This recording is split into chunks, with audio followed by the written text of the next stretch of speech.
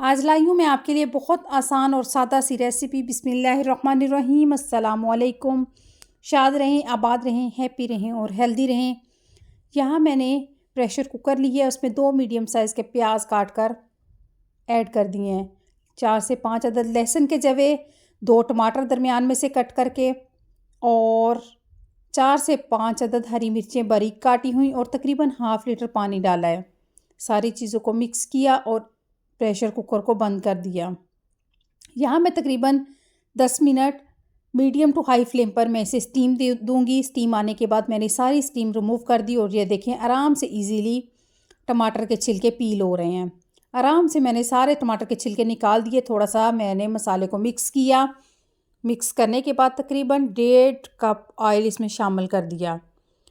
Oil शामिल करने के बाद मैं थोड़ा सा इसकी भुनाई करूँगी और अपने सारे स्पाइसेस इसमें डाल दूँगी। 1 टीस्पून लाल सुर्ख मिर्च का पाउडर, 1 टीस्पून नमक, हाफ़ टी स्पून हल्दी, 1 टेबल स्पून खुश्क धनिया पाउडर और हाफ़ टी स्पून यहाँ मैं ज़ीरा पाउडर।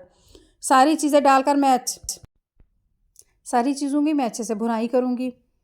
भुनाई करने के बाद अपने मटर इसमें शामिल कर दूँगी। अब देखिए मटर और मसाले की अच्छे से भुनाई होगी, सारा मसाला ब्लेंड हो जाएगा।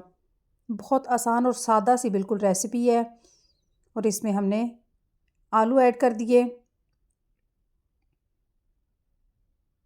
आलू ऐड करने के बाद तकरीबन 2 से 3 टेबलस्पून दही इसमें ऐड कर दूंगी। अब इन सारी चीज़ों की तकरीबन 4 से 5 minute medium to high flame पर भुनाई करूंगी। 4 से 5 मिनट मुसलसल चम्मच चलाते हुए आहिस्ता आहिस्ता देखिए मैं इसकी भुनाई करती जाऊंगी।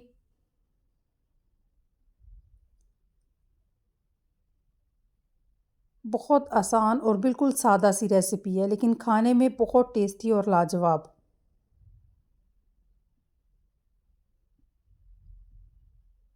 देखिए मैं सारी चीज़ों की भुनाई करती जा रही हूँ। देखिए मटर ने कितना प्यारा ऑयल छोड़ दिया है। अब मैं इसमें पानी ऐड कर दूंगी। आप अपने रिक्वायर के मुताबिक इसमें पानी डालें। ये देखें सारी चीज़ों को मिक्स किया और मैं इसे स्टीम दे दूंगी। स्टीम 3 से 4 minute medium to low flame पर दूंगी। कितनी प्यारी माशाल्लाह हमारी ऊपर ऑयल आ गया है। अब हरी मिर्चों और हरे धनिया से गार्निशिंग करूंगी। इस स्टेज पर मैं इसमें गरम मसाला शामिल करूंगी। सारी चीज़ों को अच्छा सा मिक्स किया। आप इस आलू मटर की सब्ज़ी को, इस आलू मटर के शोरबे वाले सालन को नान, चपाती, पराठे और चावलों के साथ एंजॉय कर सकते हैं। बहुत मज़े की रेसिपी है। इसी के साथ मेरे चैनल को लाइक करें, शेयर करें, सब्सक्राइब करें। दुआओं में याद रखें। इजाज़त दें। अल्लाह निगहबान।